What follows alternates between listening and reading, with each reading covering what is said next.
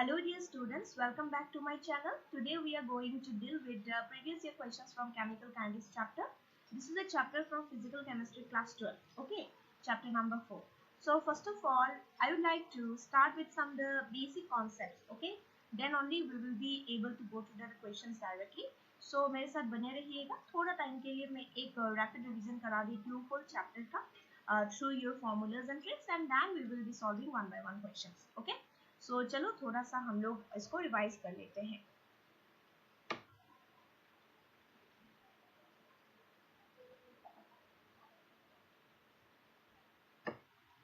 Okay.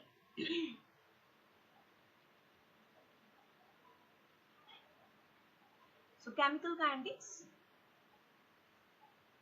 So basically we will be dealing with rate of reaction, order of reaction, molecularity of reaction, dependence of temperature on you can say activation energy, है ना. धीरे धीरे ये सारी चीजें हम पढ़ेंगे. मेनली मेजर पोर्शन जो है यहाँ पे first order, zero order related जो अलग अलग फॉर्मूलाज है उसी बेसिस क्वेश्चंस ज्यादा आते हैं.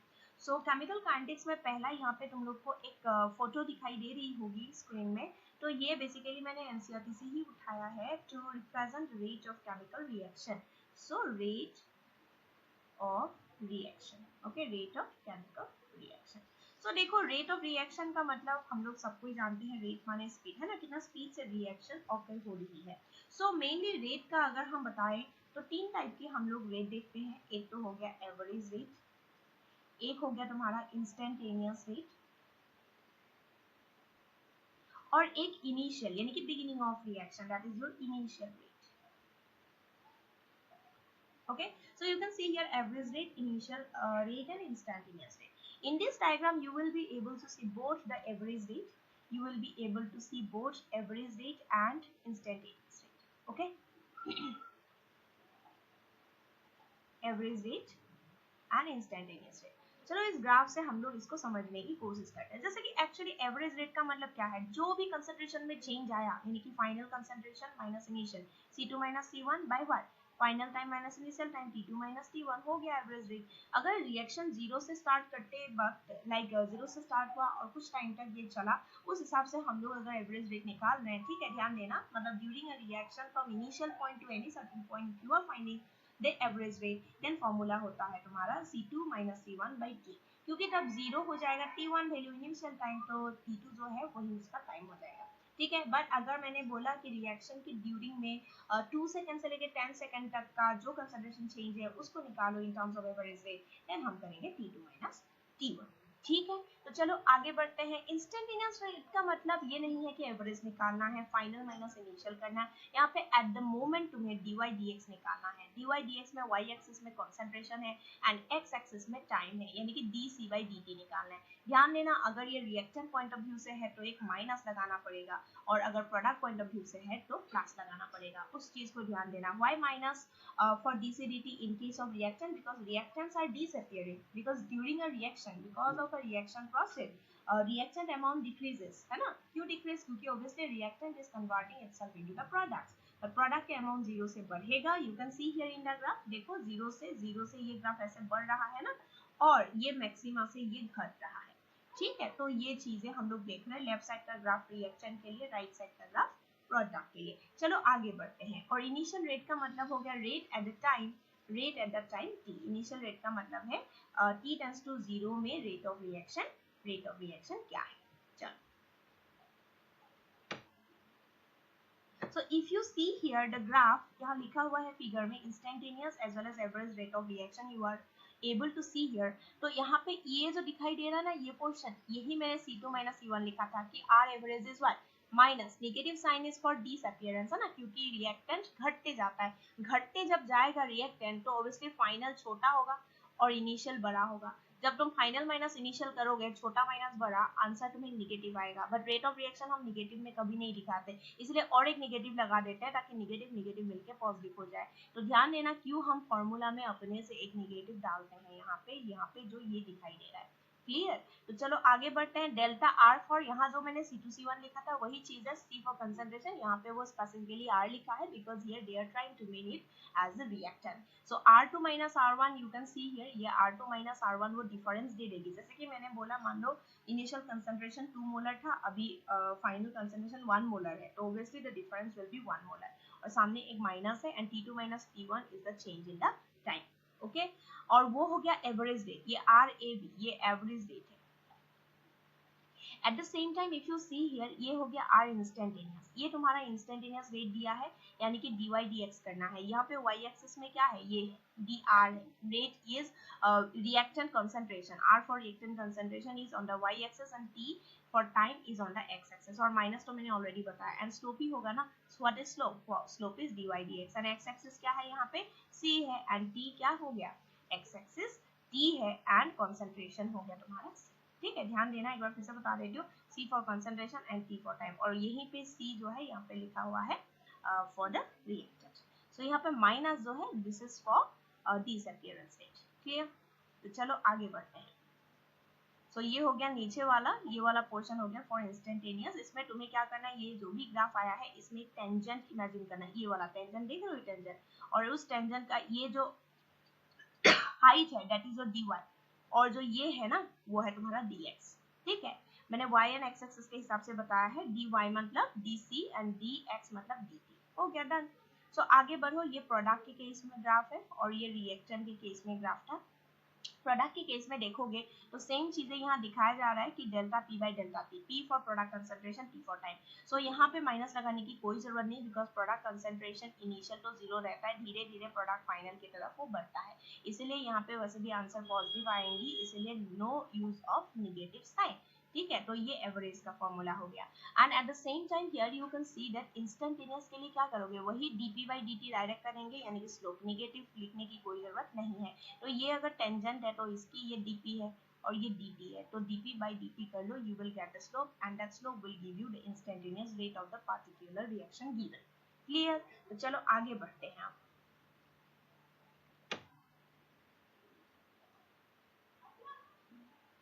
ये मैंने zero order, first order, second order reactions के लिए कुछ फॉर्मूलाज लिखा हुआ है, unit of rate constant. Before going to that page थोड़ा सा मुझे और रिवाइज कराना होगा, तो यहाँ पे मैं थोड़ा शुरू कर देती हूँ, तो ध्यान देते रहना। अब मैं क्या बताने वाली हूँ तुम लोग को यहाँ पे।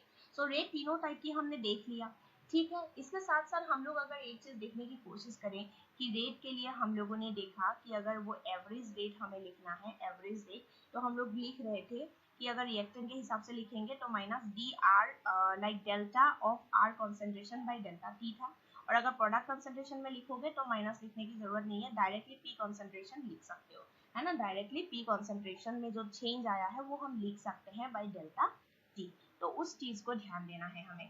अब एक चीज यहाँ पे ये चीज है कि अगर गैस फेज क्वेश्चंस हो, ये तो हम कंसंट्रेशन के लिए लिखे यानी कि एक्वा सॉल्यूशन या फिर जो भी सॉल्यूशन फेज क्वेश्चन हो, बट गैस फेज में क्या कर सकते हो, और एक फॉर्मूला यूजफुल है, that is PV equals to NRT से आएगा, पर PV equals to NRT is your ideal gas. ठीक है, अब आइडियल गैस है, यहाँ पे क्या ले सकते हो, P equals to NRT by ये क्या है V। ठीक है, अब N बाई B क्या है, number of moles per volume, क्या है C फॉर कंसंट्रेशन, यानी कि can I say P equals to, ध्यान देते रहना, can I say P equals to N by B माने C CRT।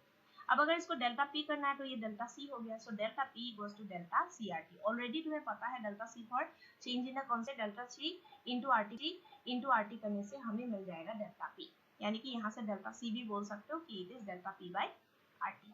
ठीक है, उस हिसाब से कभी कभी कुछ क्वेश्चंस अगर डेल्टा सी के फॉर्म में तुम्हें निकालने बोला तो तुम निकाल सकते हो, अगर प्रेशर गिवन है तब भी, या फिर प्रेशर फॉर्म में क्वेश्चन का आंसर देना है, कंसंट्रेशन गिवन है तब भी। तो इन दोनों को रिलेट करने का तरीका मैंने यहाँ पे सिखा दिया है, delta C equals to delta P by R T, और you can say similarly delta P equals to delta C into R T. चलो अब हम देखते हैं नेक्स्ट देखने से पहले मुझे थोड़ा मिटाना पड़ेगा, ज्यादा पेजेस यहाँ पे नहीं है, तो इसको मैं मिटा रही हूँ। तो तब तक मैं बताते रहती हूँ जब तक लिखना स्टार्ट करूँ। क्या क्या हमने पढ़ा, हमने तीन टाइप का रेट ऑफ रिएक्शन पढ़ा। एक पढ़ा average rate, that is final concentration minus initial concentration divided by change in the time, that is T2 minus T1, and then हमने पढ़ा कि प्रेशर एंड कंसंट्रेशन को कैसे रिलेट किया जा सकता है। ठीक है, और एवरेज के बाद इंस्टेंटेनियस भी पढ़ा था और इनिशियल रेट भी पढ़ा था। अब नेक्स्ट हम लिखेंगे rate of different species, rate of different species जो मैं अभी करा रही हूँ, अगर किसी को लग रहा है कि रिवीजन हो चुका है तो you can directly jump to the questions. Okay, सारे अच्छे क्वेश्चंस मैंने यहाँ पे इन्वॉल्व कराया है, तो you can directly go to the question. Just क्या करना, फास्ट फॉरवर्ड कर लेना वीडियो को और जहाँ से क्वेश्चन स्टार्ट हुआ है वहां से देख लेना, सॉल्व कर लेना। सो नेक्स्ट हो गया rate of different species in a chemical reaction. Rate of different species in a chemical reaction, तो इसमें मैं लिखूंगी twice A plus thrice be giving 4C plus 5B। मान लो मैंने ऐसे लिख लिया। अब ध्यान देना इसमें क्या करेंगे, डिफरेंट स्पीसीज को मुझे रिलेट करना है, उसका हम रेट ऑफ डिफरेंट स्पीसीज देखेंगे और उसको रिलेट करेंगे। ठीक है, रिलेशन बिटवीन रेट ऑफ, यहाँ पे एक्चुअली मैं क्या दिखा रही हूँ, relation between rate of different species in a chemical reaction. तो उसके लिए अगर हर एक के लिए हम लोग लिखने की कोशिश करेंगे, ए के लिए, बी के लिए these two are the reactants, और सी के लिए, डी के लिए these two are the products. तो कैसे लिखेंगे, तो पहला मैं स्टार्ट करूंगी माइनस इसके लिए, ए के लिए, तो ध्यान देना यहाँ पे डी डी टी ऑफ क्या होगा, ए होगा, ए कॉन्सेंट्रेशन। यस, अब उसके लिए हम लोग क्या लिखेंगे, ध्यान से देखना, minus D A by D T will be equal to, क्या लिख सकते हैं यहाँ पे, सो यहाँ पे ए का क्या होगा, उसके लिए हमें थोड़ा सा स्टोइकोमेट्री की हेल्प लेनी पड़ेगी। सो दो लाइन मुझे एक्स्ट्रा लिख लेने दो यहाँ पे, तो मैं लिखूंगी यहाँ पे t टेंड्स टू 0 में क्या होगा, मान लो a का मोल्स था a और इसका b मोल्स था इनिशियली 0 0, और मान लो जब हम चेक कर रहे हैं t टाइम में तो इसकी कुछ अमाउंट चली गई, ट्वाइस एक्स फॉर्म में मैंने लिखा स्टोइकोमेट्रिक कोफिशिएंट, यहाँ लिखूंगी b minus twice x and here it will be form, क्योंकि 4c है एंड 5d है तो 5x। Now it's okay. अब अगर हम ट्राई करते हैं कि एक एक का निकालते हैं, चलो, तो minus D A by D T अगर हम लिखेंगे तो तुम खुद देखो, डी टी का मतलब ये हो गया टाइम फाइनल माइनस इनिशियल, मतलब T minus 0। Okay, so T minus 0 और ऊपर डी ए कॉन्सेंट्रेशन, उसमें ए तो होगा ही, माइनस तो होगा ही, ये माइनस डी ए का मतलब फाइनल कॉन्सेंट्रेशन, ये माइनस इनिशियल, माने ए माइनस ट्वाइस एक्स माइनस ए, क्या लिखोगे, ए माइनस ट्वाइस एक्स माइनस ए। इसका मतलब हो गया तुम्हारा यहाँ पे ए कैंसिल, वहां से minus minus plus twice x हो गया और यहाँ पे टी हो गया।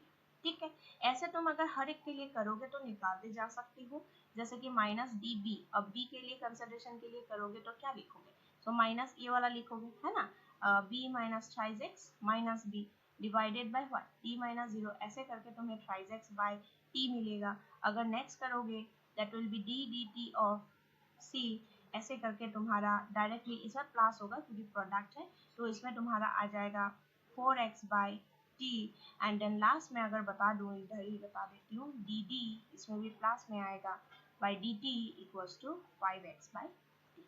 ये सारे जो हैं इसको अगर हम देखें तो x is the actual change, है ना, x के फॉर्म में चेंज हो रहा है with respect to time t, तो इसमें अगर मैं बोलूं कि रेट ऑफ रिएक्शन बोलो, सो रेट ऑफ रिएक्शन बोलो x बाई टी के फॉर्म में बोलो, सबके x बाई टी करने के लिए ये 2 जो है वो लेफ्ट हैंड साइड चला जाएगा, समझ आ रहा है, 2 जो है ये लेफ्ट हैंड साइड, तभी तो ये x बाई टी होगा। यहाँ से तुम बोल सकते हो कि ma'am x by T equals to, ये क्या होगा, minus half D A by D T. ठीक है, ऐसे ये सेकंड जो है, ध्यान देना, ये dx बाई डी टी का x बाई टी रखोगे तो t चला जाएगा उधर लेफ्ट साइड, इस हिसाब से यहाँ से x बाई टी करोगे तो क्या मिलेगा, minus 1 by T D V by D T. समझ आ रहा है, ऐसे थर्ड एंड फोर्थ के लिए भी कर सकते हो। मेरे पास ज़्यादा जगह नहीं है, इसीलिए मैं क्या करूँगी, इसको मिटा के इसी जगह पे मैं फाइनल आंसर लिख देती हूँ और मैं फिर इसको डिस्क्राइब कर देती हूँ, ध्यान से देखते रहना। So now here I will be writing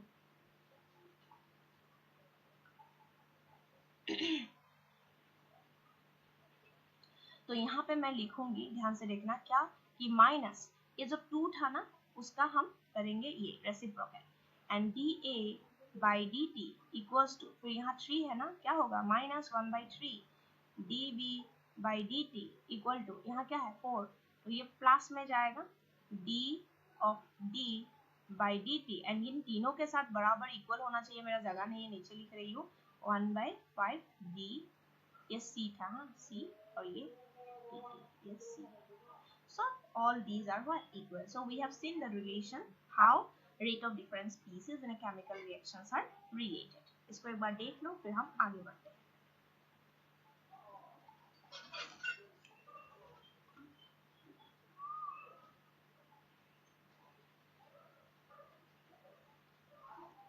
चलो आगे।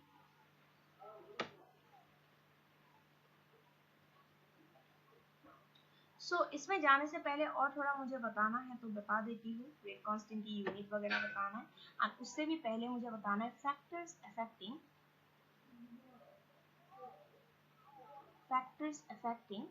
Rate of reaction. क्या है? Factors affecting rate of reaction, factors affecting rate of reaction. इसमें मेनली तुम लोग क्या करना ना, कंसंट्रेशन के बारे में पढ़ लेना है ना, कि how concentration affects the rate of reaction. इसके लिए तुम्हें फिर ऑर्डर ऑफ रिएक्शंस में जाना पड़ेगा। अब उसमें टाइप ऑफ रिएक्शंस भी होती है, कुछ रिएक्शंस ना एलिमेंटरी रिएक्शंस होती है, ठीक है। मैं डेफिनेशन पूरा इसमें नहीं कर रही हूँ, हालांकि 10-12 पीरियड्स लगता है इस चैप्टर को कंप्लीट करने के लिए। हम एक वीडियो में इसको मेन जो चीजें हैं जहाँ से क्वेश्चन सारे बन सकते हैं ऐसे ही हम लोग पढ़ रहे हैं ना। So definitions and all to not required. Elementary मतलब सिंगल स्टेप रिएक्शन, एंड हो गया तुम्हारा कॉम्प्लेक्स रिएक्शन मतलब एक से जहाँ ज्यादा स्टेप्स पाए जाते हैं। तो एलिमेंट्री रिएक्शन में क्या होता है, ऑर्डर जो होगा वही क्या होगा, रिएक्शन की मॉलिक्यूलरिटी होगी। ऑर्डर एंड मॉलिक्यूलरिटी रिएक्शन की क्या होगी, सेम होगी। तो ध्यान देना इस बात को, order of the reaction and molecularity of reaction same होगी एलिमेंट्री रिएक्शन के लिए। एंड कॉम्प्लेक्स रिएक्शन में क्या होगा, मोर देन वन स्टेप होगा, है ना, मोर देन वन स्टेप होगा। उसमें क्या होगा, कुछ रिएक्शन स्टेप फास्ट होगा और कुछ क्या होगा, स्लो होगा। जो स्लो होगा वही तुम्हारा रेट डिटरमाइनिंग स्टेप आरडीएस होगा, और वही डिटरमाइन करेगा, ठीक है, क्या, order of the reaction as well as what, molecularity of the reaction. तो उस चीज को ध्यान देना। आगे बढ़ते हैं, कॉन्सेंट्रेशन पे कैसे डिपेंड करता है वो हम देखेंगे कि R is directly proportional to, R माने rate, rate is directly proportional to concentration of reactant to the power order, ठीक है। अगर इसको रेट एक्सप्रेशन में लिखोगे, R इक्वल्स टू प्रोपोर्शनलिटी हटाने के लिए रेट कांस्टेंट के concentration to the power order, ये हो गया, ठीक है। तो आगे बढ़ते हैं, इससे मॉलिक्यूलरिटी क्या है, यहाँ पे जो मैं बोल रही हूँ molecularity, actually molecularity is number of molecule which is taking part in effective collision ताकि प्रोडक्ट फॉर्मेशन हो, ठीक है। So only those molecules which are responsible for product formation, okay, by their proper orientation with effective collision, they are only termed as what, molecularity. माने how many molecules participate कर रहा है for effective collision ताकि वो product form कर सके। तो ये हो गया। अब यहाँ पे ध्यान देना, ये है रेट लॉ एक्सप्रेशन, इसको हम कहते हैं rate law expression, rate law expression. फिर आगे, अब ये k निकाले थे, k इक्वल्स टू क्या लिखोगे, k इक्वल्स टू ये r रहेगा ऊपर, नीचे हो जाएगा concentration to the power order, है कि नहीं। ऑर्डर को n से डिनोट करते हैं हम। अब r माने रेट, रेट माने मोल पर लीटर, ओके, रेट माने मोल पर लीटर पर टाइम, एंड नीचे कॉन्सेंट्रेशन माने 1, सेम मोल पर लीटर, बट इसमें पावर आ गया ना n, तो ये n ऊपर चला जाएगा, माइनस n हो जाएगा, ऊपर पावर है ये 1, तो फाइनली k जो है उसकी कांस्टेंट, ये जो इसकी यूनिट है वो आ जाएगी मोल पर लीटर का to the power 1 minus n, t inverse, t for time. So this is the unit of rate constant. This is the unit of what? Rate constant. ठीक है, एक बार देख लो, I am just giving you few factors seconds, इसको pause करके तुम लोग देख लो, फिर हम लोग क्या करते हैं, ये के का मैं ऊपर से लिखा देती हूँ, फिर हम उस टेबल में जाएंगे, clear. K equals to mole litre inverse उसका to the power 1 minus n and then t minus 1।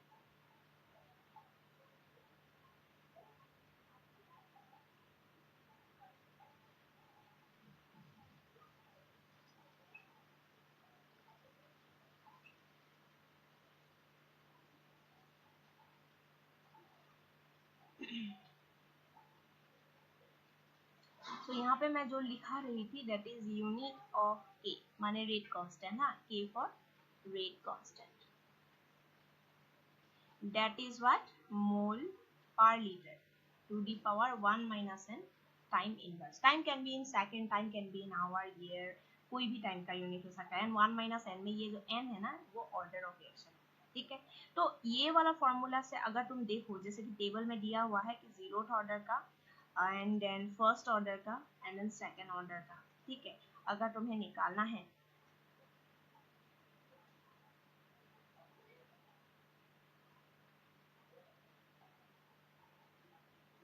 ठीक है ना, इन तीनों का अगर तुम्हें यूनिट निकालना है तो क्या करोगे, अगर जीरो ऑर्डर रिएक्शन है, n का वैल्यू जीरो हो जाएगा, तब यूनिट क्या हो जाएगा, यूनिट ऑफ के, तब यूनिट ऑफ के होगा मोल पर litre to the power 1 minus zero, है ना, जीरो है ना, ये n का value zero, and then time inverse, तो अल्टीमेटली 1 माइनस जीरो इज 1, यानी कि मोल पर litre per time, time can be second और whatever it is. First order होने से क्या होगा, मोल पर litre to the power 1 minus n की जगह फिर 1, तो ये 1 माइनस 1 जीरो, पूरा का पूरा जीरो, यानी कि इसकी यूनिट सिर्फ टाइम इनवर्स होगा, जो भी है, चाहे वो सेकेंड इनवर्स हो, चाहे वो आवर इनवर्स हो, whatever it is, minute inverse हो, whatever it is, time inverse. And for second order, it will be mole per liter to the power 1 minus 2 time inverse, yani ki that will be mole per liter to the power 1 minus 1 is what? Minus half, yani ki mole inverse, liter minus 1 becomes liter, and then time inverse. Yani ki finally, if we modify this, then we will simply get it to be mole inverse liter into time inverse. तो ये तीन तुम लोग एक बार देखो, फिर मैं एक बार तुम लोग को जब टेबल लिखा दूंगी एनसीईआरटी की, वेरी वेरी इजी लगेगा.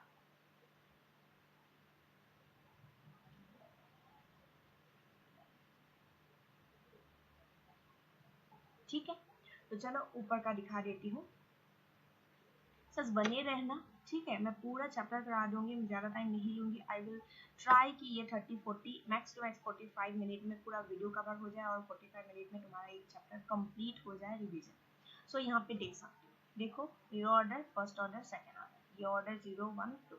यहाँ पे देख सकते हो mole, litre inverse, time inverse. Time में वो लोग भी सेकेंड यूज किया है. हो गया. सो ये हम लोगों ने आसानी से सीख.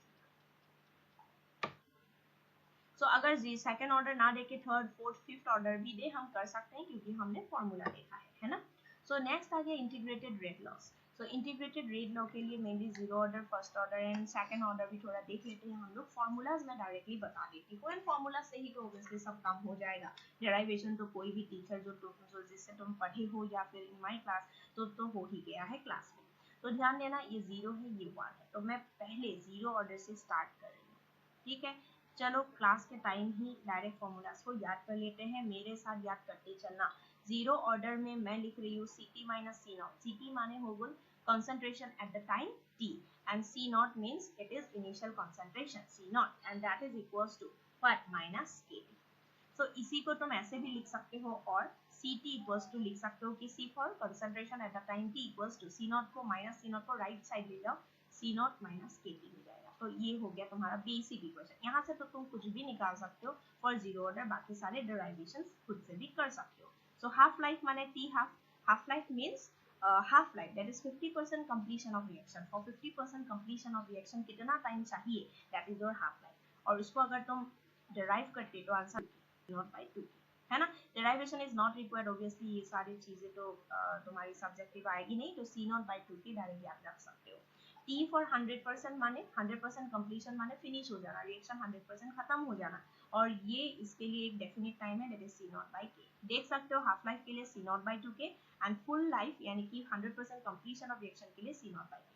फोर्थ जो है वेरी वेरी इजी की x, यानी कि अमाउंट ऑफ प्रोडक्ट कितना फॉर्म होगा x, तो that is k into t, यानी कि directly proportional. Product formation is directly proportional to what? Time taken. Okay, so ये सारे फॉर्मूला मैंने किसके लिए तुम्हें कराया? जीरो था. ओके, इसके साथ साथ जो छोटा छोटा ग्राफ था जो भी क्लास में किए होंगे उसको एक बार रिवाइज कर लेना. नेक्स्ट आ जाते हैं चलो फर्स्ट ऑर्डर. तो फर्स्ट ऑर्डर में इधर ही लिख देती हूँ first order kinetics. So first order kinetics के लिए पहले हम लोग स्टार्ट करेंगे Ct, and that is equals to C naught. Obviously exponential graph था ना, ये हम लोग रिएक्शन के लिए लिख रहे हैं Et e to the power exponential power minus Kt. यानी कि अगर मुझे कोई पूछे zero order and first order में डिफरेंस क्या है, जीरो ऑर्डर में भी रिएक्शन ऑब्वियसली अमाउंट डिक्रीज होगी, रिएक्शन अमाउंट सभी रिएक्शंस में डिक्रीज ही होगी, एंड फर्स्ट ऑर्डर ध्यान देना, फर्स्ट ऑर्डर में डिक्रीज होगी कॉन्सेंट्रेशन ऑफ द रिएक्टेंट. कैसे डिक्रीज होगी? एक्सपोनेंशियली. पहला जो जीरो ऑर्डर है वो कैसे डिक्रीज होगी? Straight line. So zero order reaction rate of reaction जो है वो कांस्टेंट रहता है, एंड concentration of reactant, ध्यान से सुनते रहना, zero order reaction concentration of reactant decreases in straight line, whereas first order reaction decreases exponentially. तो देख सकते हो फॉर्मूला तो मैंने लिख रखी है, और इसी को अगर हम क्या करें ln ले ले, ठीक है, मतलब इसको अगर तुम करना चाहते हो ऐसे करके Ct, ये हो गया ln Ct equals to ln C naught, and then minus Kt ln E, ऐसे हो जाएगा ना. फिर ln E तो 1 होता है ना, और फिर ये ln Ct और ln C नॉट है, तो एक साइड में कर सकते हो. उस हिसाब से अगर हम देखें Kt को लेफ्ट में लेके जाओ तो पॉजिटिव हो गया, and ln C naught by Ct हो गया है ना, because ln A minus ln B is ln C naught by Ct. सो ये फॉर्मूला हम लिख सकते हैं। और यहाँ पे और फाइनल डराइव करो तो k इक्वल्स टू ये 1/t लिख सकते हो, ln लिख सकते हो, C0/Ct भी लिख के रख सकते हो। C0/Ct में ये इनिशियल कंसंट्रेशन, ये एट दैट टाइम जिस टाइम में क्वेश्चन सॉल्व करना है उस टाइम का concentration. So k equals to 1/t ln C0 के जगह a लिख सकते हो इनिशियल मोल, एंड Ct माने a से कुछ चला गया a minus x. So k can be written as 1/t ln of a by a minus x और k equals to 1/t ln of C0 by Ct. Same thing. इतना सारा ये मैंने कवर कर लिया, जगह नहीं है, मुझे मिटाना पड़ेगा। एक बार आराम से देख लो। k that is rate constant for first order reaction equals to 1/t ln a by a minus x. तो मैं इसको मिटा रही हूँ।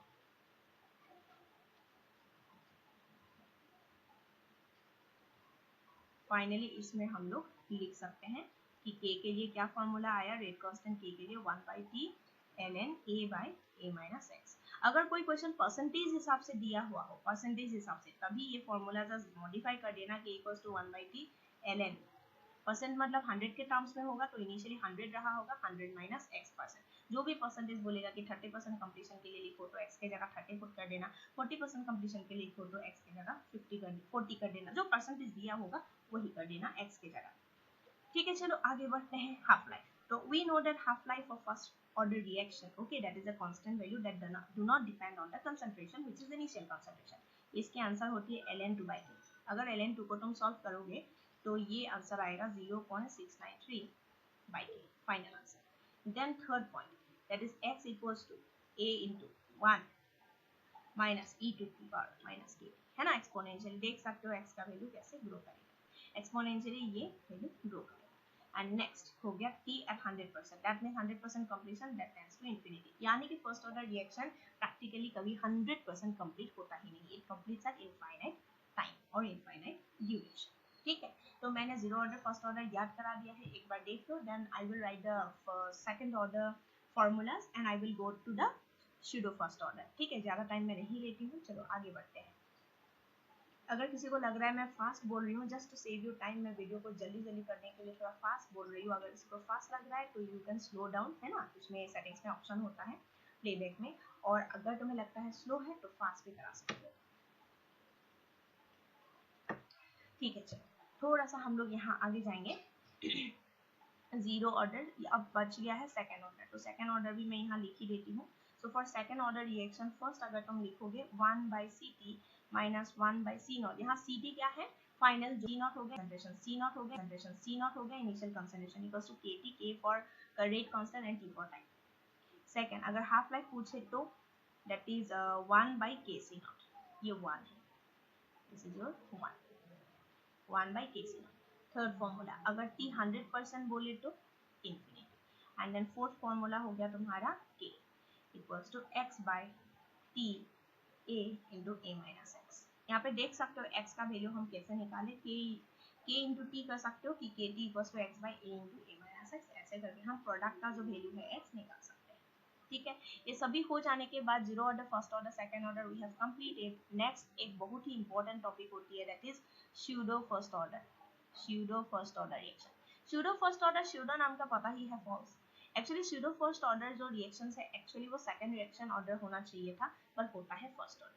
कब ऐसा होता है, जब दो रिएक्टेंट कंपोजिशन में से एक रिएक्टेंट बहुत ज्यादा एक्सेस अमाउंट में रहता है, ताकि उसकी ज्यादा होना कम होना रिएक्टेंट रिएक्शन में रेट ऑफ रिएक्शन में कोई असर ही नहीं होता। सो सूडो फर्स्ट ऑर्डर रिएक्शन की कुछ एग्जांपल अगर देखो तो हाइड्रोलाइसिस ऑफ एस्टर याद रख लेना, हाइड्रोलाइसिस ऑफ एस्टर, बट कौन से मीडियम में, एसिडिक मीडियम में, क्योंकि बेसिक मीडियम में ना ये सेकंड ऑर्डर रिएक्शन ही होता है, इसीलिए याद रखना hydrolysis of ester acidic medium में वो सूडो फर्स्ट होता है। अगर तुम हाइड्रोलाइसिस ऑफ एस्टर बेस ले लोगे तो वो सूडो फर्स्ट नहीं होगा, तब ये जो है ये सूडो फर्स्ट नहीं होगा, ये नहीं होगा, ये तब हो जाएगा सेकंड ऑर्डर रिएक्शन।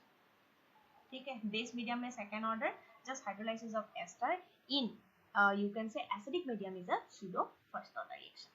ठीक है, इसको याद रखना। also hydrolysis of ester ही नहीं, hydrolysis of cane sugar भी अगर acidic medium में करो that is also pseudo first order, तो इस चीज को याद रखना। ठीक है,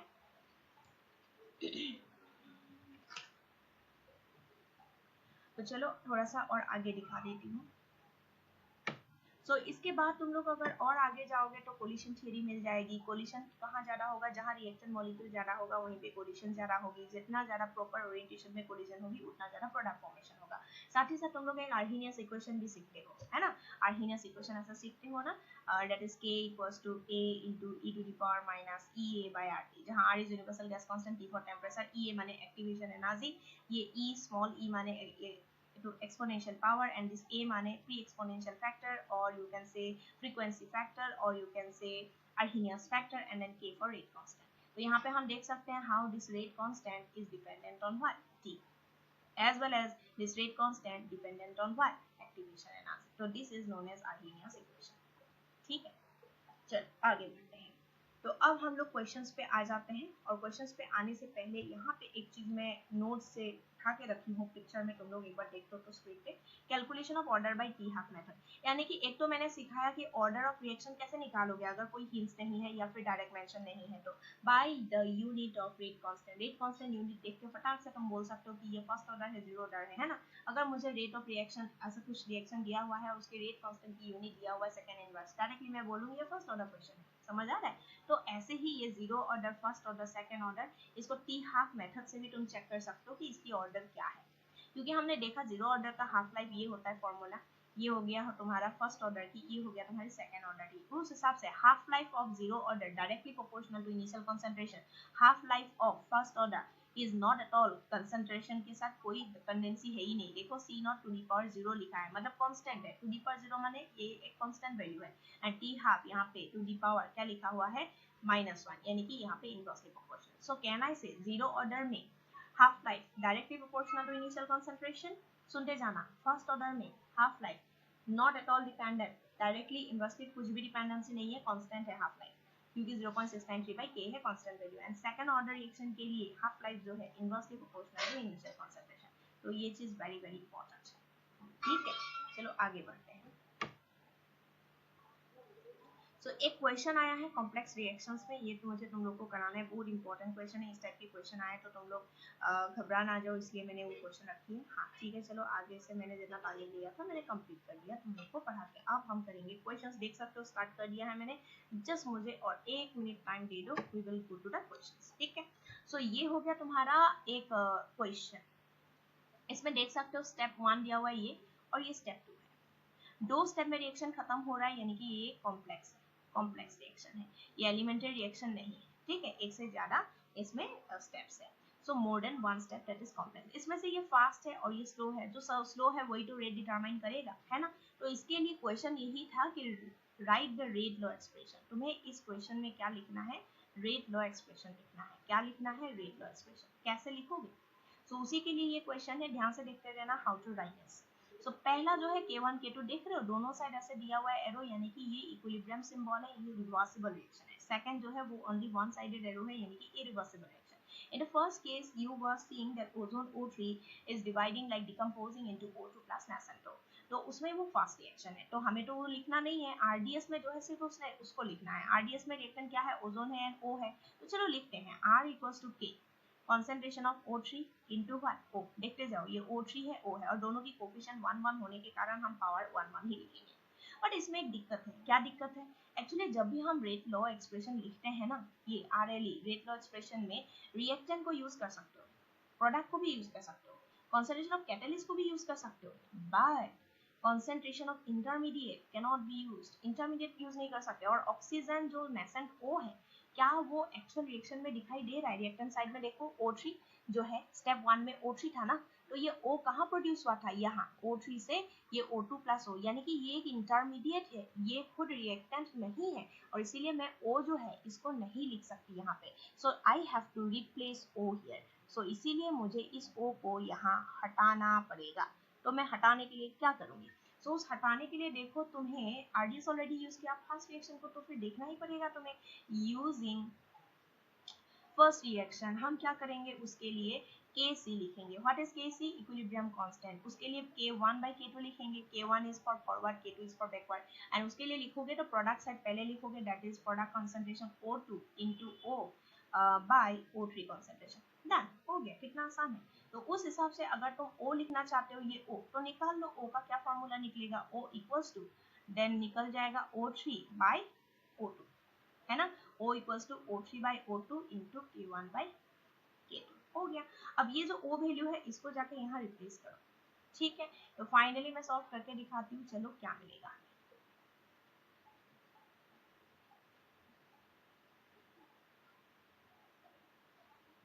तो यहाँ पे ये हो गया तुम्हारा R इक्वल्स टू, ध्यान देते जाना K, ठीक है। ये K जो भी है, ये कौन सा K यूज किया था हमने, K3। इसके बाद यहाँ पे हमने K1 K2 जो यूज किया KC के लिए, और यहाँ ये K1 K2। अब ध्यान देना O की जगह हमें लिखना है, ये K3 था, K3 लिखा, देन O3 तो था ही, देन O की जगह, ये O की जगह पूरा लिखना है तुम्हें, क्या लिखोगे O3, and O3 divided by O2 का मतलब O2 to the power -1, and then into क्या है K1 बाय K2। ये K1 K2 एंड K3 एक साथ लिख लो, क्योंकि ये सारे K की ही तो वैल्यूज है। सो K1 K3 हो गया, नीचे K2, ये पूरा K वैल्यूज है। एंड देन O3 कितना है, 2 है ना, यहाँ एक यानी कि to the power 2, and O2 to the power -1। यहाँ पे ये पूरा K वैल्यूज को मैं K डैश बता सकती हूँ, यानी कि होल रिएक्शन की अगर कोई रेट कांस्टेंट पूछे, I will say K1 into K3 by K2, ठीक है, रेट लॉ एक्सप्रेशन के लिए। एंड यहाँ पे अगर तुम ऑर्डर देखोगे, यहाँ पे अगर तुम ऑर्डर देखोगे तो यहाँ पे एक ऑर्डर 2 है और एक ऑर्डर -1। हमेशा ध्यान देना, order can be negative also, fractional also, zero also, everything if it is in case of, ध्यान देना, if it is in case of individual species. तो एक का -1 हो सकता है, बट दोनों को प्लस करने के बाद whole order, average order can never be negative. तो यहाँ पे 2 -1, तो एवरेज जो ऑर्डर है और टोटल जो ऑर्डर है 2 -1, आंसर कितना आया 1। पर इंडिविजुअली अगर O3 का ऑर्डर पूछे तो 2, एंड O2 का ऑर्डर पूछे तो -1। It is very very important question, इससे काफी सारे जो कॉन्सेप्ट है क्लियर होते हैं। I hope you have understood this. तो मुझे एक बार कमेंट में बता देना ये समझ में आया कि नहीं आया, ठीक है। चलो आगे बढ़ते हैं, अब हम मेनली क्वेश्चंस में आएंगे, जो हम लोग 2021 में 2 क्वेश्चन, देखो मिनिमम तो 2 क्वेश्चन इस चैप्टर से आएगा ही, सो बेटर हम लोग इसको कर लेते हैं। 40 मिनट्स देना ज़्यादा टाइम नहीं है ना। हम जहाँ 1 साल 2 साल इतना मेहनत करते हैं, इसमें थोड़ा टाइम सा दे के इसको रिवाइज करके अगर हम दोनों क्वेश्चन को करेक्टली टिक करके आते हैं एक चैप्टर से, तो बहुत अच्छा है। ऐसे ही हर चैप्टर अगर हम करेंगे, all the chapters included from 11 and 12, तभी तो सारे अच्छे से रिवाइज होंगे। तो ध्यान देना, तो केमिकल काइनेटिक्स में हम लोग अभी इस वीडियो को कर लेते हैं। What a chemical reaction, N2 plus CH2 giving 2 NaH3, ये हो गया हैबर्स प्रोसेस, है ना। और हमें ऑलरेडी पता है हैबर्स प्रोसेस क्या है, ये एक्सोथर्मिक प्रोसेस है। ली चैटरले प्रिंसिपल के एप्लीकेशंस में ये एक इंपॉर्टेंट पॉइंट है। हाँ, केमिकल इक्विलिब्रियम अब तक मैंने वीडियो नहीं बनाया because of lack of time, क्योंकि दिन में मेरा क्लास रहता है पूरा दिन, तो टाइम हो नहीं पाती है ज़्यादा कि मैं इसको रिकॉर्ड करूँ। और वैसे भी मैं ये सब एडिटिंग, ये सब रिकॉर्डिंग में इतना फास्ट नहीं हूँ, बिकॉज ऑफ दैट टाइम नहीं मिलने के कारण मैं सिर्फ वही चैप्टर ढूंढ रही हूँ, उस चैप्टर को कर रही हूँ। अभी तक शायद लगभग 8 वीडियो मैंने डाल दी है, ये 8 चैप्टर। और ऑर्गेनिक का कल एक कंप्लीट ऑर्गेनिक का मैं वीडियो डालूंगी, यानी कि complete organic and important physical inorganic भी मैं करा दूँ, तो एज अ टीचर मेरी एक रहेगी कि अच्छा बच्चों को मैंने कुछ ना कुछ अपने तरफ से एटलीस्ट कुछ कंट्रीब्यूट किया उन लोग के रिवीजन में, ठीक है। सो 30 आउट ऑफ 30 लाइक 100% चैप्टर्स नहीं होने से भी, 1-2 चैप्टर रह जाने से भी majority of the chapters I am targeting की हो जाए। जैसे कोऑर्डिनेशन कंपाउंड मैंने कराया, वहां से 3-4 क्वेश्चन लिखने आता है। केमिकल बॉन्डिंग मैंने करा दिया, पीरियोडिक प्रॉपर्टी करा दिया, लॉट ऑफ, ये सब मैं नहीं बोलूंगी, जिस जो पहले से देख रहे हैं तो पता ही होगा। अदरवाइज मैं सबको ऐसे दे ही देती हूँ, नीट PYQ करके प्लेलिस्ट डाल देती हूँ, एक देखोगे तो दूसरा तीसरा जो भी तुम्हें चैप्टर चाहिए मिल ही जाएगी। चलो क्वेश्चन स्टार्ट कर देते हैं। फॉर अ केमिकल रिएक्शन, इसमें करेक्ट ऑप्शन क्या होगी, अभी तो थोड़ा पहले मैंने सिखाया है ना, सब स्पीसीज को कैसे रिलेट करते हैं। यहाँ पे कोफिशिएंट 1 है, यहाँ पे कोफिशिएंट 3 है, 1 है, 3 है, और इधर 2 है। तो यहाँ पे अगर हम लिखना चाहते हैं तो minus dN2 by dt equals to minus 1/3 dH2 by dt equals to plus 1/2 dNH3 by dt लिखते। अब इन दोनों में देख लो क्या क्या तुम्हारा यहाँ लिखा हुआ है। ये नहीं है, ये नहीं है, क्या होगा तो फिर अच्छा ये तो है माइनस ये वाला, ये डी है ना, ये वाला पार्ट देखो ये है, और ये वाला पार्ट जो है ये है, हो गया, ठीक है। ये नी 2021 की क्वेश्चन है, लगभग 5-10 सेकंड्स में ये सॉल्व हो जानी चाहिए। चलो आगे। फॉर अ रिएक्शन, ये क्वेश्चन 2021 की है, मैं थोड़ा सा नीचे स्क्रॉल करके दिखा देती हूँ, मेरे पेज में यहाँ लिखा हुआ हो, देखो देखो, ये नी 2021 की क्वेश्चन है, लास्ट ईयर की क्वेश्चन। तो ये देखने में लगेगा ये ग्राफ का क्वेश्चन कैसे आ गया, कैसा क्वेश्चन है ये, पर बहुत क्वेश्चन इजी है यहाँ पे, ठीक है, ये very very easy question. Enthalpy of reaction क्या लिखा हुआ है, -4.2 किलो जूल पर मोल, ठीक है, ये तो यूनिट है, किलो कैलोरी पर मोल हो, किलो जूल पर मोल हो, this is just unit, but the value is minus में लिखा हुआ है। डेल्टा एच निगेटिव का मतलब हो गया it is an exothermic process, कहानी खत्म।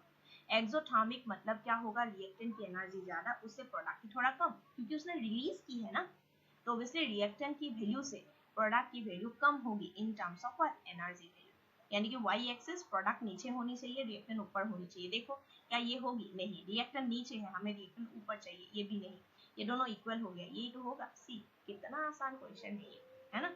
चलो आगे बढ़ते हैं, इसमें और कुछ एडिशनल हिंट्स दिया हुआ था, वो सब यूज करने की जरूरत नहीं पड़ेगी। Next, slope of Arrhenius plot. Arrhenius plot क्या है, ln के वर्सेस 1/2। तो ध्यान देना, ये आर्हेनियस प्लॉट के लिए फॉर्मूला मैंने बताया था कि k = a × e to the power -ea/rt। इसका अगर तुम ln ले लो तो ln हो गया लेफ्ट साइड ln की, देन ये हो गया ln e, माइनस ये हो गया ea/rt and then ln e। ln e का मतलब हो गया 1।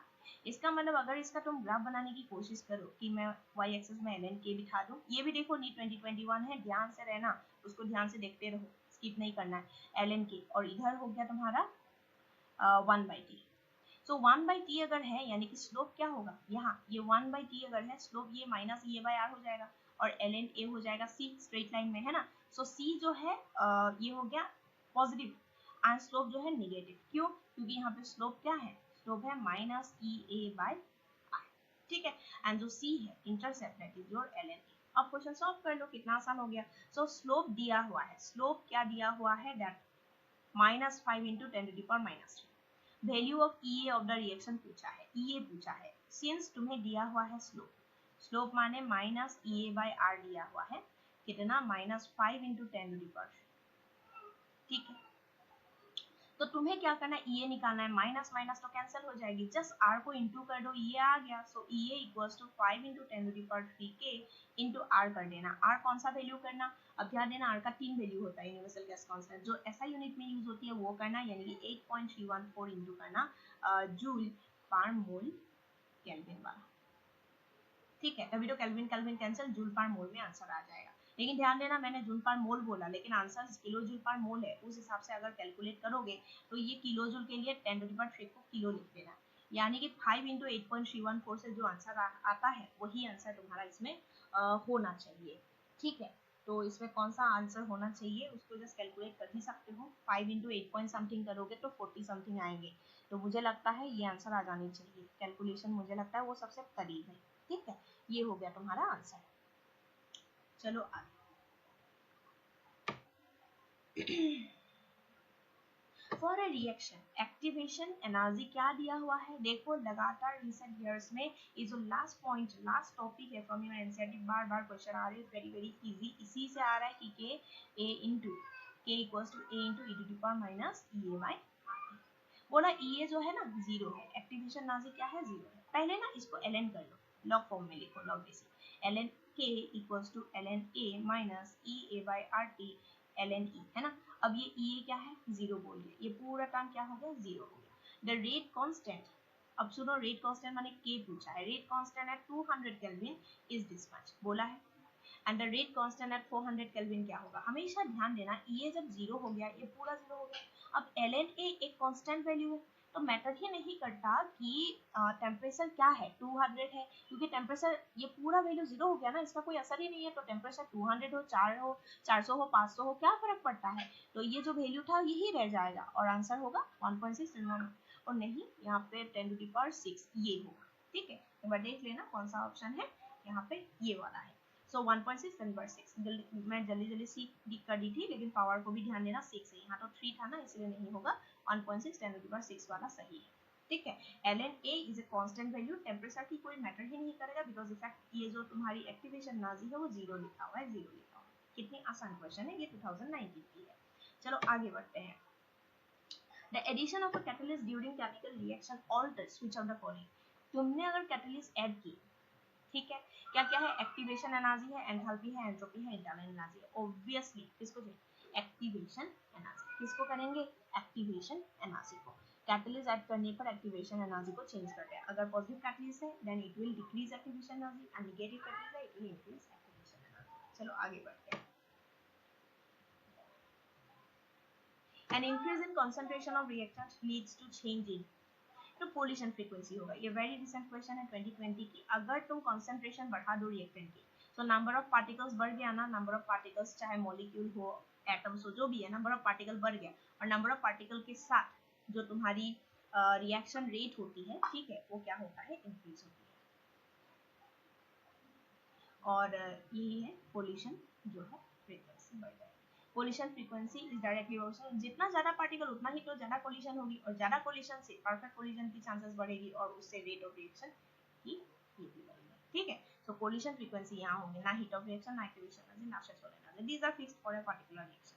सो पोल्यूशन फ्रीक्वेंसी होगी answer. Collision frequency is directly proportional number of particle, क्योंकि कंसंट्रेशन बढ़ेगा माने नंबर ऑफ पार्टिकल बढ़ेगा माने पोल्यूशन फ्रीक्वेंसी बढ़ेगा। चलो आगे बढ़ते हैं। The rate constant for a first order reaction is 4.606 10 to minus 3 second inverse. Rate constant second inverse तो पता चली गया तुम्हें ये क्वेश्चन फर्स्ट ऑर्डर। अच्छा, इसमें लिखा हुआ भी है और इजी क्वेश्चन हो गया। Time required to reduce 2 gram of the reactant to 0.2 gram. सो 2 ग्राम से 0.2 ग्राम होने का मतलब है 2 by 0.2 यानी कि 10 है ना, उसकी रेशियो 10 हो जाएगी। सो फर्स्ट ऑर्डर में हम लोग को ऑलरेडी पता है रेट कांस्टेंट की फॉर्मूला की k equals to 1 by t log y 1 by t log, यहाँ पे हम करेंगे ln करते हैं, अब log करेंगे तो यहाँ पे ऑब्वियसली 2.303 लिखना होगा। एक सेकंड, तो यहाँ पे 2.303 by t log, इसमें करेंगे initial that is 2 gram and at the time कितना हो गया 0.2 ग्राम है ना, देख सकते हो। सो ये वैल्यू 10 आ गया and log 10 is equals to 1। So इसका आंसर हो गया 2.303 by t। t का मतलब हो गया 4.606 into 10 to the power minus 3 second inverse. तो सेकेंड इनवर्स ऊपर चला जाएगा सेकेंड में, तो ये आंसर हो गया। इसमें ऑप्शंस मैंने नहीं लिखा है, ये भी रिसेंट क्वेश्चन 2020 का था। हाँ, स्कैन करने वक्त मुझे अलग अलग पेजेस में आधा आधा पार्ट था, इसलिए मैंने इसके ऑप्शंस नहीं लिखी। मैं बता देती हूँ ऑप्शंस। 100 सेकेंड था, 200 सेकेंड था, फिर 500 second and then D 1000 second. ये चार ऑप्शन है, अभी टिक करना है हमें इसमें से कौन सा होगा। तो चलो ये कितना हुआ, 2 हो गया और 1000 ऊपर चला गया, ये 1000 ऊपर चला गया 2 यानी कि 50 500 सेकेंड्स टू आंसर सी। ठीक है, तो इसकी आंसर होगी तुम्हारी सी।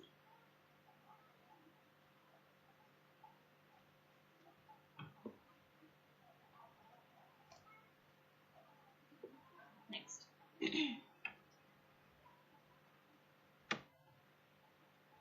if the rate constant, ये 2019 की क्वेश्चन है। If the rate constant for a first order reaction is k, okay, first order reaction की rate constant k, time required for completion 99%। अभी थोड़ा पहले ही तो फॉर्मूला बताया था है ना, t इक्वल्स टू क्या करेंगे 2.303 k, ये करना 2.303 k है ना, t को इधर k को इधर कर सकते हैं इंटरचेंजेबल एंड देन log क्या लिखेंगे 100% एंड देन 100 माइनस कितना परसेंट 99। अब 100 माइनस 99 मतलब 1 हो गया, सो 100 का मतलब log 10 to the power 2 है ना। सो 2.303 by k log 10 to the power 2। अब log 10 to the power 2 मतलब 2 log 10, इसका मतलब 2.303 by k into 2 log 10। अब log 10 का मतलब वैल्यू 1, सो ये 2 इंटू कर दो 2.303 इंटू 2 कर दो, डबल हो जाएगा। इसका कितना लिखेंगे 2.303 इंटू 2 होने से 4.606 by k। Which answer is this? 4.606 k। So last answer D option होगा। ठीक है, वेरी सिंपल क्वेश्चंस देख सकते हो, फर्स्ट ऑर्डर की ही मेजॉरिटी ऑफ द ईयर पूछे जा रहे हैं रिसेंट। सो फर्स्ट ऑर्डर, ये भी फर्स्ट ऑर्डर रिएक्शन ही है, has a rate constant of 2.303 10 minus 3 second. ये रेट कांस्टेंट के दिया हुआ है। Time required for 40 gram of this reactor reduce to 10 gram. 40 को 10 करना है, रेट कांस्टेंट दिया हुआ है, time requirement t equals to क्या लिखेंगे 2.303 by k। रेट कांस्टेंट कितना 2.303 into 10 to the power minus 3, तो ये कैंसिल हो गया। और इसके बाद लॉग करना है तुम्हें, लॉग क्या है 40 ग्राम by 10 ग्राम, तो ये कितना हो गया 4। सो इसका मतलब हो गया ये तो ऊपर चला जाएगा 10 to the power 3 हो जाएगा एंड देन log 4। इसका मतलब 10 to the power 3 log 4 का मतलब हो गया 2 log 2, यानी कि इसकी आंसर हो गया 0.602। इसका मतलब अगर ये पॉइंट यहाँ से हटा देते इधर तो 602 सेकेंड। कितना आसान है ना। चलो आगे बस कामली करते जाना, कोई भी क्वेश्चन गड़बड़ होगी ही नहीं। सो ये है करेक्ट डिफरेंस किसके बीच में, फर्स्ट एंड सेकंड ऑर्डर, किसके बीच में, फर्स्ट एंड सेकंड ऑर्डर के बीच में। चलो इसको सॉल्व करते हैं कैसे करेंगे। So rate of first order reaction does not depend on reaction concentrations, no no ऐसा कुछ नहीं है, करेक्ट पूछा है ना हमें, करेक्ट। सो इसके बाद नेक्स्ट में चले जाते हैं, half life of first order, क्या लिखा, half life first order reaction does not depend on A not, A not माने इनिशियल कंसंट्रेशन, ये तो सही बोला। Half life of second order reaction does depend on A not, ये भी सही है, तो डी ऑप्शन हो जाएगी, है ना, क्योंकि हम लोग देखे थे हाफ लाइफ अगर फर्स्ट ऑर्डर की लिखते हो ना तो 0.693/k, तो इसमें k भी कांस्टेंट है 0.693, ये डज नॉट डिपेंड, ये जो first order does not depend लिखा हुआ है, डज नॉट डिपेंड तो सही है, एंड बाकी जो हाफ लाइफ जो भी हो सबकी डिपेंड करता है, डज डिपेंड, तो यही सही होगा। ये नीट 2018 की क्वेश्चन है। नेक्स्ट, व्हेन इनिशियल कंसंट्रेशन, यहाँ लिखा हुआ है when initial concentration of the reactant is double, अगर डबल कर दिया जाए, सी नॉट जो है उसको डबल कर दिया जाए, okay. Half life period, half life period of zero order reaction, half life माने टी हाफ, टी हाफ जो था फॉर्मूला था सी नॉट बाई 2k, अगर सी नॉट तुमने डबल कर दिया तो ऑब्वियसली हाफ लाइफ भी क्या हो जाएगा, डबल हो जाएगा, सो इज डबल, तो ये नहीं 2018 का क्वेश्चन है, डबल हो जाएगा। नेक्स्ट, सो यहाँ पे स्पेसिफिक रेट रिएक्शन हुई है, मतलब के ही वैल्यू दिया हुआ है, इसका हो जाएगा तुम्हारा टी टाइम पूछा है ना, दैट इज 2.303, ओके 2.303 बाई के लॉग ऑफ, क्या लिखोगे वही 20/5, तो ये हो गया तुम्हारा 4, है ना, उस हिसाब से ये हो गया लॉग 4 का मतलब 2.303 इंटू 0.602 बाई के दैट इज 10⁻², तो ये पूरा सॉल्व कर लेना, इसकी आंसर हो जाएगी 8। ठीक है, चलो आगे बढ़ते हैं और कुछ ही क्वेश्चंस बचा हुआ है हम लोगों का।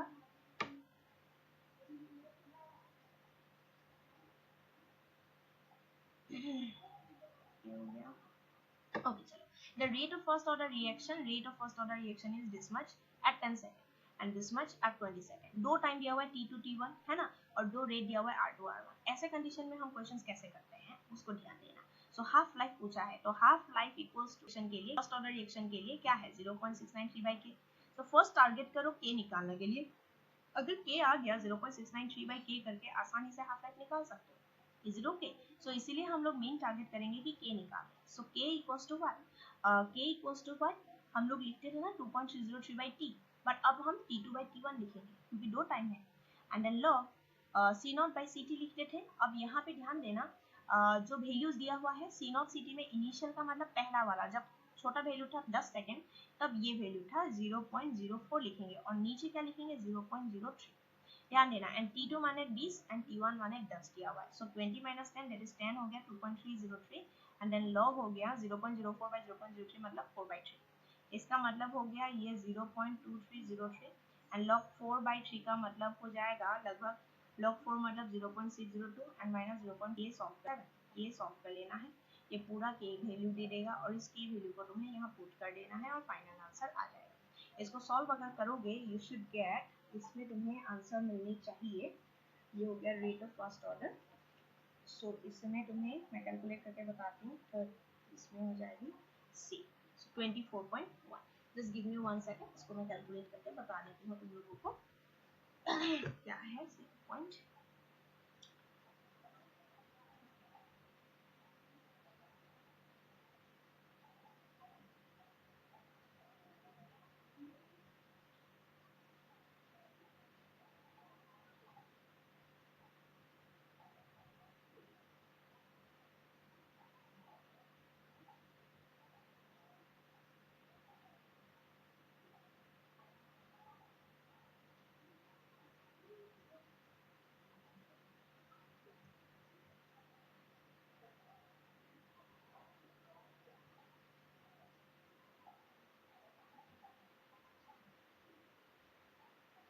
24.1 ठीक है, करेक्ट 24.14 दिखाई दे रहा है।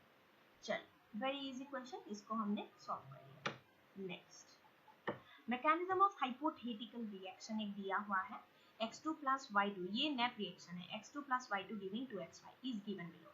3 स्टेप है, उसमें से ये फास्ट है, ये फास्ट स्लो है, हमें स्लो से मतलब है बस, RDS हो गया। अभी थोड़ा पहले एक ऑक्सीजन रिलेटेड मैंने 2 स्टेप का क्वेश्चन कराया था, याद है? मैंने बोला था वेरी वेरी इंपॉर्टेंट, इसलिए बोला था। देखो क्वेश्चंस आ रहे हैं वहां से, सेम कॉन्सेप्ट है, जस्ट वैल्यूज डिफरेंट, देख रहे हो। सो नीट 2017 में आया है, रिसेंट क्वेश्चन ही है। तो RDS इसको मान के तुम अगर करोगे तो इसमें x एंड y2 ही दिख रहा है ना, उस हिसाब से तुम अगर रेट का एक्सप्रेशन लिख के, क्योंकि फाइनली तुम्हें ओवरऑल ऑर्डर निकालना है तो करना तो पड़ेगा k। सो हम ले लेंगे इसमें k ले लेते हैं, and then x and y2 यानी कि x to the power 1 and y2 to the power 1। But the point here is, क्योंकि इन दोनों के कोफिशिएंट 1 1 है, but the point here is x हम नहीं लिख सकते, क्यों? क्योंकि ये x इंटरमीडिएट है, यहाँ से आ रहा है, यानी कि इक्वेशन 1 की तो हेल्प लेनी ही पड़ेगी, है ना। सो इक्वेशन जो 1 है इसकी हेल्प लेनी ही पड़ेगी, वहां से अगर हम हेल्प लें तो इक्वेशन 1 की मान लो k1 रेट कांस्टेंट है, इसकी k2 मान लो, ठीक है। वैसे भी k से कोई मतलब है नहीं, इसमें हमें ऑर्डर से मतलब है। सो इक्वेशन 1 से अगर तुम देखोगे ना, तो इसके लिए तुम लिखोगे कि यहाँ इसमें जो भी k1 है that is product concentration x दो बार है, यानी कि ट्वाइस x है, यानी कि x का पावर टू द पावर 2 हो जाएगा, और यहाँ पे एक x2, तुम्हें तो x ही चाहिए। सो x स्क्वायर तुम पहले कर लो k1 इंटू x2, बट तुम्हें x चाहिए ना कि x स्क्वायर, तो इसीलिए इसका स्क्वायर रूट कर देना, k1 इंटू x2 कंसंट्रेशन, देख रहे हो। अब ये जो x का वैल्यू है उसको लेके जाके वहां पुट कर दो। चलो थोड़ा सा अलग एंगल ले लेते हैं ताकि क्लियरली विजिबल हो। सो r इक्वल्स टू, ध्यान से देखना, k2।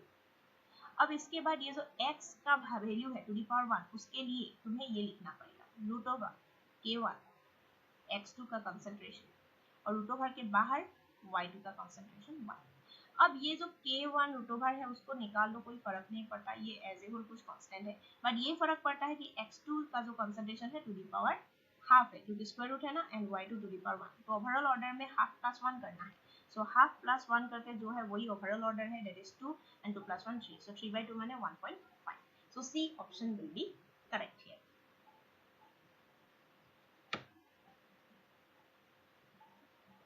ये एक क्वेश्चन है, ये भी रिसेंट ही है 2016, मिनिमम 2015 से भी अगर कर लो तो एनाफ होता है उतने में तुम्हें नीट के लिए, मैं बता रही हूँ मैंने, नॉट फॉर जेई, ठीक है। जेई जब अब सेकंड सेशन आने वाली है, फर्स्ट सेशन की तो रिजल्ट भी हो गई है, तो उसके लिए भी मैं स्टार्ट कर दूंगी पीवाईक्यू, बट मिनिमम नीट के लिए अभी बोल रही हूँ स्टूडेंट्स को कि इसमें ना 5 साल भी अगर बहुत अच्छे से कोई बच्चा कर लेना हर एक क्वेश्चन से कॉन्सेप्ट, ऐसा नहीं कि मुझे क्वेश्चन रटना है, क्वेश्चन याद नहीं करना है कभी भी, क्वेश्चन के रिलेटेड फॉर्मूला, उसकी कॉन्सेप्ट, उसकी ट्रिक और उसके आजू बाजू के कोई भी कॉन्सेप्ट, ऐसे करके अगर तुम एक क्वेश्चन भी करो, एक क्वेश्चन से 10 चीजें क्लियर होती है, ठीक है। नहीं तो 50 क्वेश्चन सेम लेके बैठ जाओ, कुछ फायदा नहीं है, उसका कोई इफेक्टिव रिजल्ट नहीं होता है। So the decomposition of phosphate, decomposition of phosphate that is PhD, अभी देखना ना तुम लोग, खुद पता चलेगा, अगर जैसे इस चैप्टर को कर रहे हो एग्जाम से आओगे खुद पता चलेगा, जो ये रिसेंट जो हम लोग 6-7 साल की जो भी कर रहे हैं ना क्वेश्चन, उसी से कंसेप्ट रिपीट होगी, जस्ट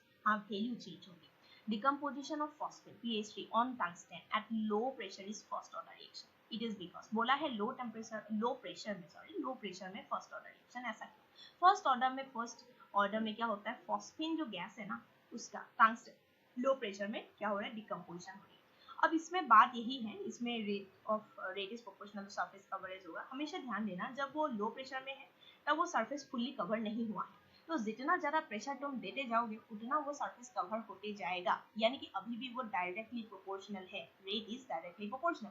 पर जैसे ही तुम हाई प्रेशर कर देते, लो प्रेशर के नहीं होते, अगर क्वेश्चन हाई प्रेशर के होते तो वो फुल्ली कवर्ड हो जाता, और फुल्ली कवर्ड होने से रेट ऑफ रिएक्शन कांस्टेंट हो जाती है, मैटर नहीं करता, यानी कि वो जीरो ऑर्डर रिएक्शन होता है। तो मैं इसी क्वेश्चन के दौरान 2 टॉपिक बताती हूँ, अगर क्वेश्चन हाई प्रेशर की आई तब जीरो ऑर्डर होगी, और अगर लो प्रेशर की आई तब फर्स्ट ऑर्डर की होगी, ठीक है। तो चलो आगे बढ़ते हैं। ये क्वेश्चन वेरी रिसेंट नहीं है, मैं नॉर्मली 2015-16 से लेकर 2021 लास्ट ईयर तक सारे क्वेश्चन करा चुकी हूँ, this is your last question in today's video by me, but इसमें मैं इसीलिए करा रही हूँ, ये 2010 देख सकते हो, तो कुछ साल तो हो गई है, क्या पता इस बार आ जाए, नहीं पता मुझे, है ना। तो फिर से कर लेते हैं इसको, क्यों मैं करा रही हूँ, क्योंकि इस टाइप के क्वेश्चन मुझे लगभग ये रिसेंट 10 साल में नहीं दिखी, तो इसीलिए मैं करा रही हूँ, क्या पता हो जाए इस बार, और नहीं तो वैसे भी ये तुम्हें जानना चाहिए। तो देखो, during the kinetic study of the reaction 2A + B giving CD following results were obtain, तो ये जो देख रहे हो ना, इसमें तुम्हें ऐसे एक्सपेरिमेंटल डाटा 4 बार 3 बार जो भी ऑर्डर निकालना बहुत आसान है, तुम बिना पेन एंड पेपर मुंह से बता सकते हो कैसे। एक काम करना, एक एक सेम कर लेना, यहाँ देखो दोनों सेम है, सबको करने की जरूरत ही नहीं है। बी को मैंने सेम किया, देखा 0.1 0. तब देखो बी जब सेम है तब ए कितना टाइम किया तुमने, 0.1 से 0.4 4 गुना। अब वैल्यू कितना हुआ देखो 10⁻³ और ये 10⁻²। ध्यान से देखना, ये 6 से ये 24 हो गया, क्योंकि अगर ये 10⁻³ इसको भी 10⁻³ इमेजिन करो, ये 6 से 24 यानी कि 4 गुना। अगर तुमने ए को 4 गुना करने पर रेट भी 4 गुना, तो सेम सेम रेशियो में हो रहा है, यानी कि ए पे पावर 1 है, ठीक है। और यहाँ पे रेट इक्वल्स टू के। अब तुम्हें सिर्फ बी का पावर निकालना है तो आंसर आ जाएगी। तो ए पावर 2 नहीं है, बाकी ए पावर 2 नहीं है, बी डी में से ही कोई ऑप्शन होगी। कितना आसान है देख रहे हो। अब बी के लिए क्या करोगे, अब तुम क्या करो, ए को सेम सेम कर दो। अब ए को सेम सेम करने के लिए 3 and 2 कर दो, 2 and 3 2 3 3 सेम। अब ये 2 and 4 मतलब डबल कर रहे हो, जब तुमने ये डबल किया ना, ये डबल किया, उसकी रेट डबल नहीं हुआ, 4 गुना हुआ। 2 का 2 पावर करने से 4 होता है, यानी कि इसका मतलब यही हुआ b का पावर 2 है। सो रेट लॉ एक्सप्रेशन में r equals to k into a to the power 1 and concentration b to the power 2 answer सही है। कितना आसान है ना। सो ऐसे ही हम इस चैप्टर का हर एक जो पहलू है इसको कंप्लीट कर दिए हैं। I hope you have understood all the questions. Only understood ही नहीं, इसके आसपास के जो फॉर्मूलेज है हाफ लाइफ के अलग अलग, zero order, first order, second order, half life, zero order, first order, second order, unit of the rate constant, ये सारे चीजें जो है सूडो फर्स्ट ऑर्डर की एग्जांपल्स, ये सारी चीजें अच्छे से तुम लोग रिवाइज करके जाना। And best wishes to all of you. But this मैं इस वीडियो को कंप्लीट कर रही हूँ, क्लोज कर रही हूँ। And after this I will be giving you electrochem, क्योंकि वहां से भी 2 क्वेश्चन आने की चांस होती है, केमिकल काइनेटिक्स से तो आएगा ही बिल्कुल। सॉल्यूशन भी मैंने करा दिया है, प्लेलिस्ट में जाके चेक कर लेना, ठीक है। और मैं ऑर्गेनिक के कल लेके आऊंगी, कल 15 है, आज 14 को मैं वीडियो डाल रही हूँ, क्योंकि मुझे टाइम नहीं मिल रही है। एंड ऑर्गेनिक तो ऑब्वियसली बहुत बड़ा है, तो मैं सोची कि अलग अलग एक एक चैप्टर हेलोइड एंड हेलोइड अल्कोहल करने से अच्छा पूरा एक साथ मैं दे दूँ तुम लोग को, जो एनसीईआरटी से ही है, क्योंकि एनसीईआरटी से बाहर से नीट में नहीं पूछेगा, ठीक है। तो चलो जितना हो सके आई विल ट्राई कि कल तक मैं ऑर्गेनिक का पूरा करा दूँ और इलेक्ट्रोकेमिस्ट्री करा दूँ। बाकी छोटे छोटे मेटलर्जी ऊपर से तुम लोग कंसंट्रेशन ऑफ कोर के जो मेथड्स थे, देन इलिंघम डायग्राम के कुछ ऐसे जो जहाँ प्रीवियस ईयर में आ रहे क्वेश्चंस, वहां से देख ली जाना, ठीक है। जैसे बायोमोलिक्यूल छोड़ना नहीं है, मेनली तुम्हारी स्टार्टिंग पोर्शन क्या आ सकता है बायोमोलिक्यूल में। लास्ट ईयर एक क्वेश्चन विटामिन के क्वेश्चन आए थे इस टाइप के। फिर पॉलीमर्स के मोनोमर की चार्ट पढ़ लेना कि कौन सा पॉलीमर कौन सा मोनोमर से बनाया है, ठीक है। This things should not be skipped. चलो best wishes and I am concluding my video. And जो मेरे कुछ वीडियोस ऐसे लगातार देख रहे हैं और मेरे एफर्ट पे कुछ ना कुछ वैल्यू डाल रहे हैं एंड बिलीव कर रहे हैं, a very big thank you to all of you dear my students. And ऐसे ही तुम लोग अगर इसको देख के कोई भी अगर थोड़ा सा भी अगर हेल्प मिले एग्जाम में, तो I will be very happy as a teacher, ठीक है। चलो।